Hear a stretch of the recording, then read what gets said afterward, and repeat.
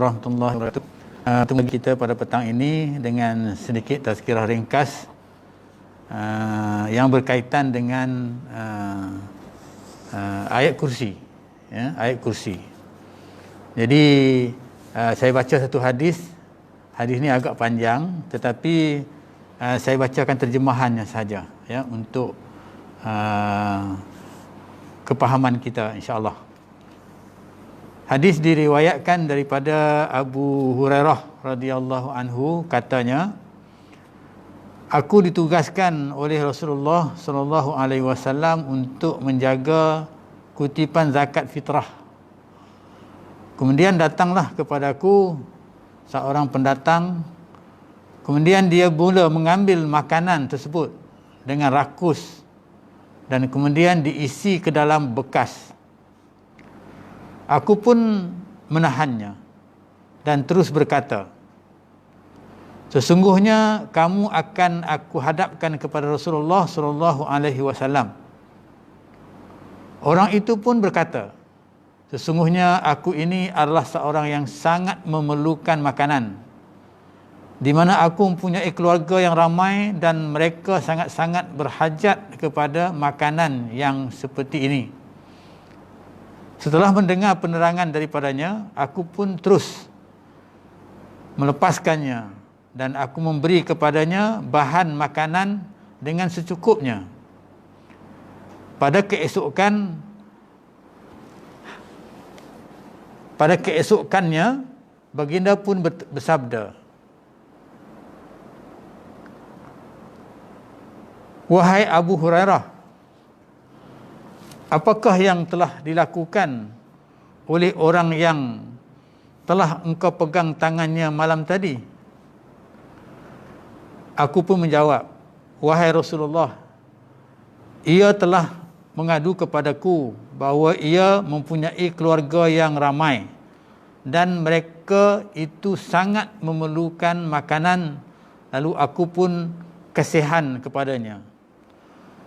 Kemudian melepaskan dia pergi.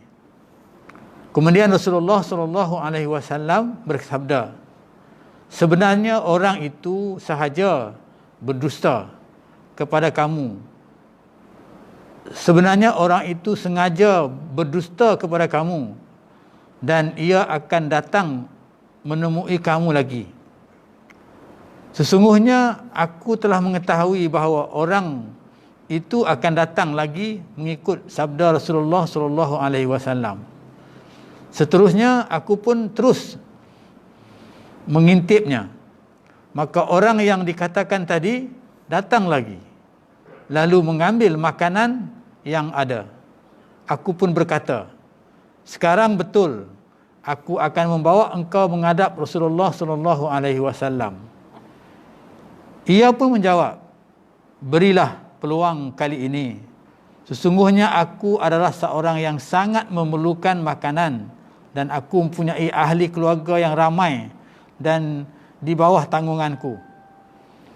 Aku tidak akan datang lagi. Sekali lagi aku menaruh rasa kasihan kepadanya. Aku pun melepaskan ia pergi. Pada keesokannya Rasulullah sallallahu alaihi wasallam bersabda kepadaku, wahai Abu Hurairah, apa yang telah dilakukan oleh tanganmu malam tadi? Aku berkata, orang itu mengadu hal lagi kepadaku bahawa dia sangat-sangat berhajat kepada makanan kerana ia mempunyai keluarga yang ramai. Oleh sebab itulah aku merasa kasihan. Kemudian aku melepaskan dia pergi. Baginda terus bersabda, sesungguhnya ia berdusta kepadamu dan ia akan kembali lagi menemui engkau. Aku juga terus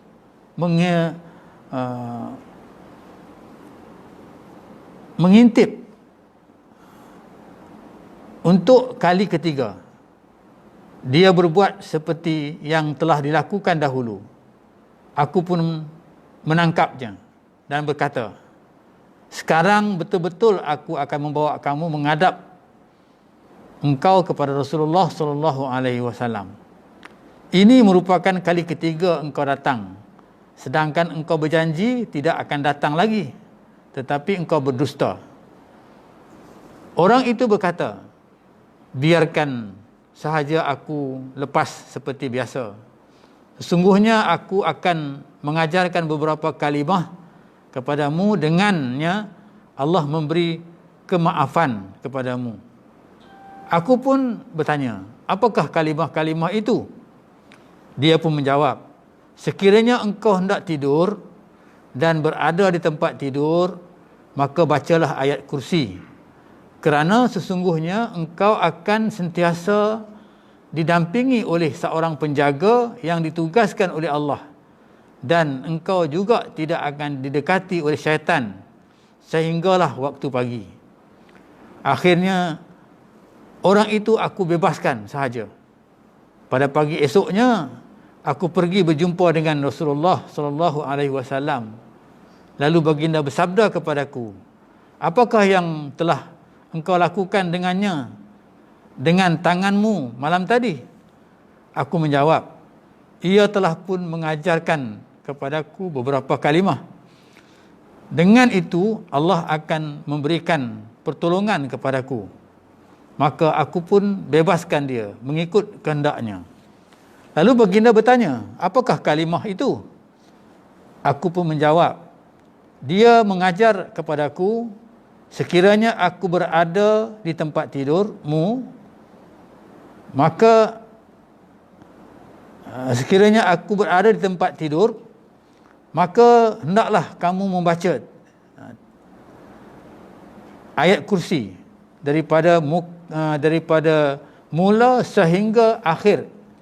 Ia menerangkan dengan lebih luas kepadaku, jika engkau membaca ayat ini, nescaya engkau akan didampingi oleh seorang pengawal yang ditugaskan oleh Allah, dan syaitan tidak akan mendekati kamu sehinggalah waktu pagi. Maka Nabi SAW bersabda, sesungguhnya dia telah berkata benar kepadaku, membaca ayat kursi akan mendapat perlindungan Allah, tetapi orang itu sendiri adalah seorang pendusta besar. Tidakkah engkau mengetahui siapakah yang engkau ajak bercakap selama 3 malam berturut-turut itu? Aku pun menjawab, tidak. Baginda pun terus bersabda, itu adalah syaitan. Ini hadis, ya, terjemahan hadis yang panjang yang diriwayatkan oleh Abu Hurairah. Jadi Abu Hurairah ni ditugaskan untuk menjaga Baitul Mal. Jadi berlakulah peristiwa yang disebutkan tadi. Jadi lelaki yang dimaksudkan tadi itu ialah syaitan, yang menerangkan kepada Abu Hurairah, iaitu sekiranya kamu membaca ayat kursi ketika nak tidur, maka kamu akan dijaga, ya, oleh seorang, ya, yang diperintahkan oleh Allah Subhanahu wa taala hingga kepada waktu pagi. Dan syaitan tidak akan mendekati kamu, ya, sehingga waktu pagi. Ini seperti mana kita tahulah ayat kursi, iaitu tajuk dalam bab yang kita baca ni ialah sebab bergalakkan membaca surah tertentu. Iaitu surah tertentu yang dimaksudkan di sini ialah ayat kursi lah, ya, surah dalam surah Al-Baqarah, iaitu dalam surah Al-Baqarah tu ada ayat kursi. Jadi kita, sebab tu ada hadis juga menggalakkan kita membaca surah Al-Baqarah di rumah kita, ya, di rumah kita, supaya mengelakkan rumah kita daripada didatangi ataupun dimasuki oleh syaitan, ataupun yang disebutkan tadi syaitan ini yang mengganggu kita. Jadi pengajaran yang kita dapat daripada ayat ini, daripada hadis ini, yang pertama, ayat kursi ini mempunyai kelebihan-kelebihan seperti mana yang kita tahulah, ya. Jadi kita digalakkan, terutama sekali yang dalam hadis ini, digalakkan kita membaca ayat kursi, ya, apabila kita nak baring lah. Bila kita dah baring, sebelum kita tidur, digalakkan kita membaca ayat kursi. Dan juga ayat-ayat yang lain, ada juga hadis yang lain mengatakan ayat-ayat yang lain, misalnya ayat 3 kul, ya, disunatkan, digalakkan kita membaca. Jadi ayat kursi itu yang bermula daripada Allahu la ilaha illa huwal hayyul qayyum la ta'khudhuhu sinatun wala naum lahu ma fis samawati wa ma fil ard man zal ladzi yashfa'u 'indahu illa bi iznihi ya'lamu ma baina aydihim wa ma khalfahum wa la yuhituna bi syai'in min 'ilmihi illa bima syaa' wasi'a kursiyyus samawati wal ard wa la ya'uduhu hifdhuhuma wa huwal 'aliyyul 'azim. Kan? Jadi dapatlah kita amalkan mudah-mudahan, ya. Kita belum kita tidur kita baca ayat kursi. Kemudian yang pengajaran yang berikutnya yang dapat dipetik daripada hadis ini iaitu disunat membaca ayat kursi ini dahulunya ada sebelum kita baca kursi ini kita disunatkan membaca ta'awuz. Ta'awuz iaitu yang a'udzubillahi minasyaitonir rajim. Itu maknanya ta'awuz iaitu kita disunatkan membaca ta'awuz. Jadi sebelum kita baca ayat kursi itu maka kita a'udzubillahi minasyaitonir rajim, kemudian Allahu la ilaha illa huwal hayy hingga akhir. Kemudian pengajaran yang ketiga yang dapat kita ambil daripada sini iaitu syaitan ni, kita tahu syaitan, ya, peristiwa inilah kita tahu syaitan dan iblis ini boleh menyerupai manusia. Itu kelebihan, ya, kelebihan makhluk syaitan dan iblis ni, dia boleh menyerupai manusia dan memperdayakan manusia untuk melakukan berbagai-bagai maksiat.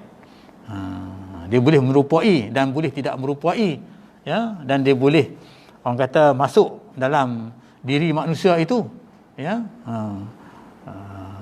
dan menggoda manusia itu ataupun menghasut manusia itu supaya melakukan perkara-perkara yang bertentangan dengan perintah Allah Subhanahu wa taala. Inilah pengakuan jin, ya, ataupun pengakuan syaitan, iblis, ya, kepada Allah Subhanahu wa taala selepas dia dilaknat oleh Allah Subhanahu wa taala kerana tak nak tunduk kepada anak Adam. Maka ketika itulah maka dia berjanji untuk nak mengganggu anak Adam. Jadi mana kita ni sentiasa diganggu oleh syaitan. Ya, jadi kita kena awasilah musuh kita ni sentiasa ada bersama kita, iaitu syaitan. Maka sebab itu dalam hadis ini, ya, digalakkan kita sentiasa membaca ayat kursi sebagai pendinding diri kita daripada diganggu oleh syaitan, ya. Jadi kalau kita baca zaman mungkin musim Covid ni pun kita baca elok, ya, nak mengelakkan kita daripada dijangkiti Covid, sebab kalau kita mahfumkan bahawa Covid juga merupakan syaitan. Ya, Covid ni syaitan sebab dia membinasakan manusia, kan? Tapi mungkin syaitan dalam bentuk yang begitulah, yang diberi, ya, oleh Allah Subhanahu wa taala. Jadi untuk itu maka kita juga boleh gunakan ayat ini untuk mengelakkan diri kita daripada dijangkiti oleh syaitan yang kita istilahkan dia juga sebagai Covid kerana mengancam, ya, nyawa kita, kan? Jadi itu saja yang dapat sampai pada petang ini. Mudah-mudahan insya-Allah dapat kita amalkan dalam kehidupan kita. Yang baik itu daripada Allah Subhanahu wa taala. Yang lemah itu, yang salah, kesilapan itu saya minta ampun, minta maaf. Aku qouli hadza wa astaghfirullahal azim billahi taufiq wa hidayah. Assalamualaikum warahmatullahi wabarakatuh.